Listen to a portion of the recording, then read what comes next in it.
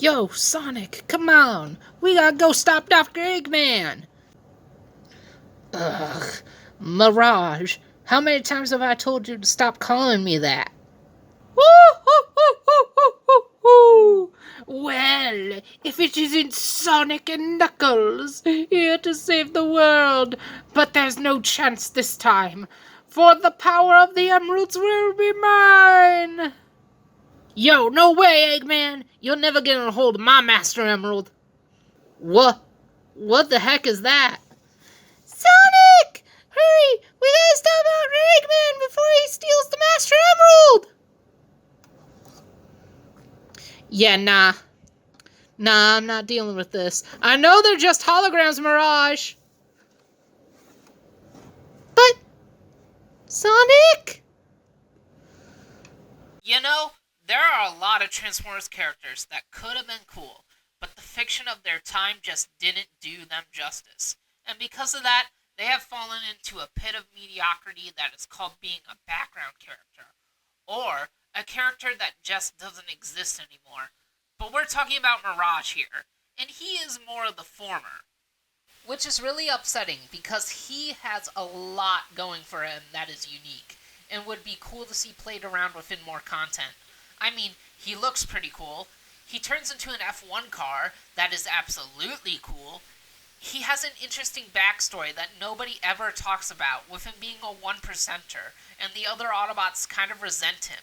Yet all we ever really get of him is rehashes of that one G1 episode where he is falsely accused of being a Decepticon. Why is this story done so many times? Heck, he's one of the few characters whose old Diaclone colors haven't been turned into a Transformer yet. Think about that. We have both the yellow and blue Trailbreakers, but not the red Mirage. And when you want to talk about characters that don't matter, Trailbreaker matters the least of them all. Yet, despite all that, Mirage got to be the main Autobot in the 7th live-action Transformers film. But before we talk about him, we have to look at his human buddy Noah, seen here in his exosuit, given to us in the core class. And this is cool to see in toy form. He does have a lot of inaccuracies, either because of being based on concept art, or just to make him stand out more next to Mirage. I actually like the way he looks here a little bit more than in the movie. I really only miss the red on the lights on his chest. Other than that, he looks great. He also has this blue T over his face, which isn't accurate either, and it is probably because they couldn't or didn't want the actor's likeness. He also has this blade that's permanently attached to his right arm, and on the left, he has an optional arm cannon with some decent paint on it to make it look like it's glowing with energy. It can also be placed under the nose cone of his jet mode, because he has a jet mode. After all, a Transformers toy has to transform into something. And why not this? It's just a fun little thing for it to be, and that's different from the rest of the Rise of the Beast cast. And if you don't like it, it's removable, so you can just have the figure on his own.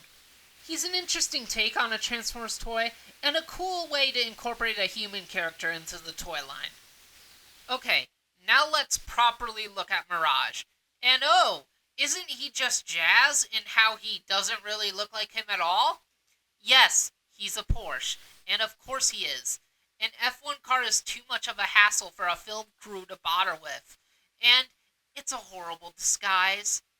Also, Hasbro's been chasing that car license for years, and now they finally got it. So they were gonna use it for whatever character they could, no matter how much you cry about it.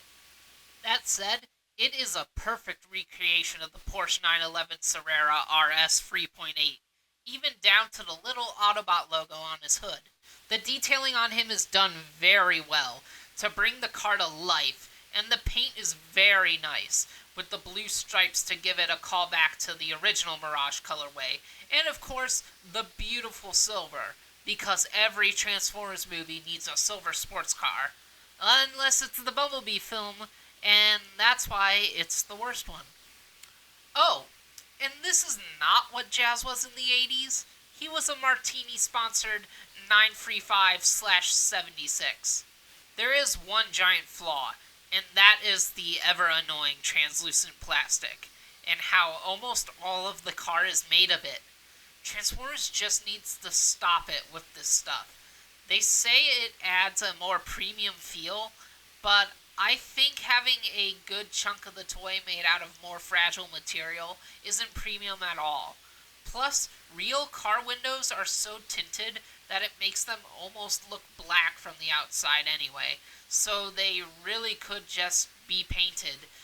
Then it would be fine. His transformation is a pain, especially untabbing the legs from the back window. The front wheels are weird to separate, and I just don't understand what is going on with the roof and this hinge that feels like it's really gonna break to reveal this detail that I can't tell what it is because it's in that translucent plastic. I'm also pretty sure this isn't what his back looked like in the movie anyway. They've made so many Carbots that it just doesn't make sense how this transformation could have wound up as messy as it is.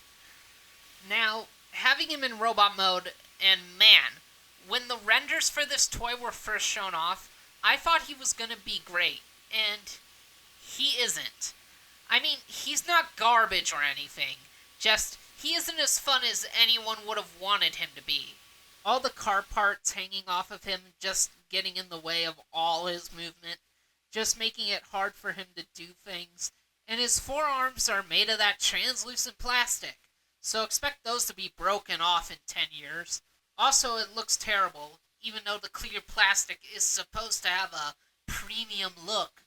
He's not as fit as he was in the movie, which isn't that shocking, because I don't know if his robot design from the film, as good looking as it is, can even work as a transforming toy. Maybe the Masterpiece line could make it work, and also charge like $300 for it, so I can take some bulk. But his shoulders are odd in how far they stick out from the body. You do gotta love how they molded in his headlights in the shoulders like they should be, but they left them unpainted. And the real headlights are just folded down right next to them. It's just so odd and hard not to focus on every time I look at the toy. Rise of the Beasts really boosted Mirage's importance as a character, and we all wanted a toy of him. And what we got is just something average. No, wait, we got something that would have been average if it didn't have translucent plastic bringing it down.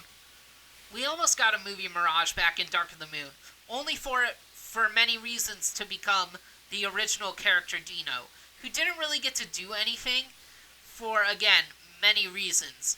But he, the background character, got a way better figure in the Studio Series line. Noah, the main human character of Rise of the Beasts, got a great Studio Series figure. Mirage, the main robot character, didn't, and that's upsetting. As a fan of movie style, I feel a lot of Studio Series over these past 5 years hasn't been that great, but the Rise of the Beast stuff really turned me around. The fun of these toys, combined with the fun of the movie, made me feel the joy of Transformers in a way I haven't felt since maybe all the way back to Age of Extinction. And this Mirage just doesn't have the spark to me. Hopefully, he'll get to come back in the next live-action film and get a better toy the second time around. But right now, he's just kinda there, with a bunch of other toys he doesn't compare to. And that's just pretty upsetting.